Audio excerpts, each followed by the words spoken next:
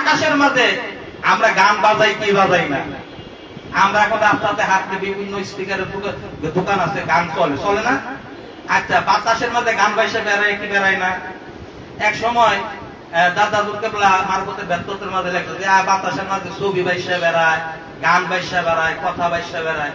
আজ থেকে 1400 বছর আগে আল্লাহ রাসূল সাল্লাল্লাহু আলাইহি ওয়াসাল্লাম তাকে ঘাড়ে করে পানি আনতে বলছে, সেই কথা আজও কিন্তু বাতাসে বাইসে বেড়ায়।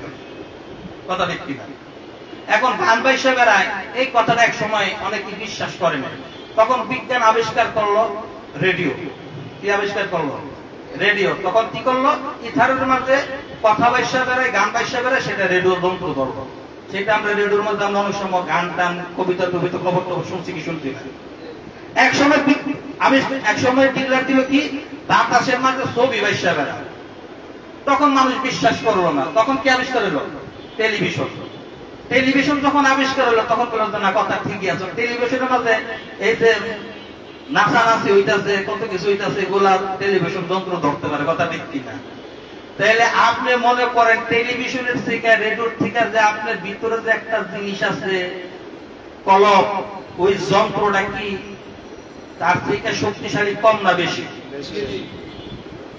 তাহলে এই কলবের মাঝে বাতাসে যা যা শুধু বাইসা বেড়ার তা না, আমার পরম দর্দি মুর্শিদ কাবলা বলছে, যাহা আছে এই বিশ্ব ব্রহ্মাণ্ডে তাহা আছে এই মানব বান্ডে, যাহা নাই এই বিশ্ব ব্রহ্মাণ্ডে তাহা আছে এই মানব বান্ডে, আদমের কলবে শাহী এলাহির বারামখানা, মানুষ কেন যায় না? সুবহানাল্লাহ। যা আছে তাও এই মানব বান্ডের মাঝে আছে, যা নাই তাও এই মানব বান্ডের মাঝে আছে। এখন এই বান্ডটা কোন জায়গায়? এটার একটা মেমোরি কার্ড আপনি বলেন, স্টোরেজ বলেন, যাই কিছু বলেন, ওইটা হলো আপনার কলব মেমোরি কার্ড। সুবহানাল্লাহ। এই কলবটাকে যখন আপনি উজ্জীবিত করবেন তখন আস্তে আস্তে সমস্ত কিছু দেখতে পারবেন। আজ থেকে 20 বছর আগে আমি একটা বয়ান শুনছিলাম আমাদের সৌদি ইমাম সাহেব হুজুরের জবান থেকে, যে আপনি পুষ্করিতে একটা দাও নিয়া গাছের ডাল কাটতে গেলে, কথা খুব ক্লিয়ার, মনোযোগ, গভীর মনোযোগ।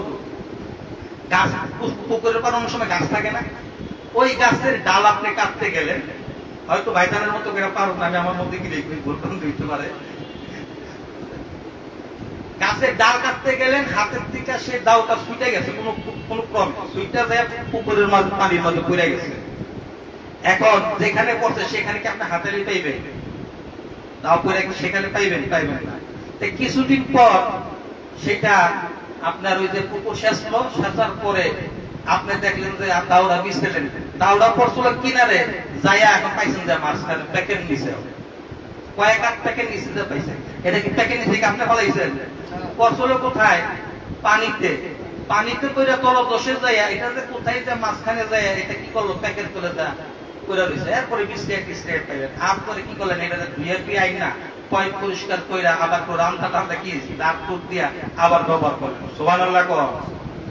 অতএব এই কলব তওলিয়া যখন আল্লাহর পক্ষ থেকে, যখন মাতৃগর্ভ থেকে যখন আমি আপনি দুনিয়াতে আসছি, তখন এটা স্বচ্ছ একটা পবিত্র একটা আইনা ছিল। কথা ঠিক কিনা? এই দুনিয়ার মোহমায়া জালের মাঝে আমি আপনি আটকাইয়া যখন দুনিয়াদারিতে যখন লিপ্ত হয়ে গেলাম, হাসা মিশা কথা কইয়া বিভিন্ন অপরাধ সংগঠিত কাজের মধ্যে লিপ্ত হইয়া, তখন আমি আপনার এগুলো যখন করতেছি, হাদিস শরীফে আসছে, মানুষ যখন বান্দা যখন কোনো গুনাহ করে তখন তার ওই কলব নামক আইনের মাঝে একটা করে কালো দাগ পড়ে। আবার যখন একটা গুনাহ করে তখন আবার একটা কালো দাগ পড়ে। আবার যখন একটা গুনাহ করে তখন আবার একটা কালো দাগ পড়ে।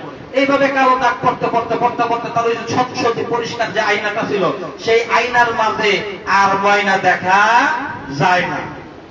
এখন এই আয়নাকে, এই কালো দাগকে পরিষ্কার করতে গেলে আপনি কি করবেন? 1 কেজি ডিটারজেন্ট পাউডার যদি খাইয়ালাম কলব পরিষ্কার, কথা দেখতি না?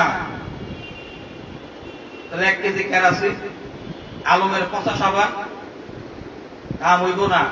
আল্লাহ কইতেছে না কাম হইব না, তো হাদিস শরীফে বলতেছে লিকুল্লি শাইইন সিকালাতুন ওয়া সিকালাতুল কলবি যিকরুল্লাহ। প্রত্যেকটা জিনিস পরিষ্কার করার রেত আছে, আর কলব পরিষ্কার করার রেত হলো মাওলা পাকের জিকির। কন্না সুবহানাল্লাহ। এই জিকির আমরা সকাল সন্ধ্যা আমার শাইখের পক্ষ থেকে যে হুকুম আসছে, বিল গুদবি ওয়াল আসর, এটা আল্লাহর কথা, আমার আপনার শাইখ বাতিয়ে দিয়েছে, এই জিকিরটা আমরা সকাল সন্ধ্যা করতে পারবো ইনশাআল্লাহ তাআলা। কলব জাগ্রত করতে গেলে, চিন্তা করতে গেলে জিকিরের দরকার। আপনি জিকির করবেন, আপনার কলব চিন্তা হবে। জিকির করবেন, আপনার কলব মুর্দা হবে। কথা বলতে পারছি? জিকির করলে কলব জিন্দা হয়, জিকির না করলে কলব কি হয়? মুর্দা হয়। ওই মুর্দা কলবে যদি আপনার কোনো কাম হইব, কোনো কিছু কাম হবে না। আউন্তি আর দাউন্তি কুছ নেই পাউন্তি।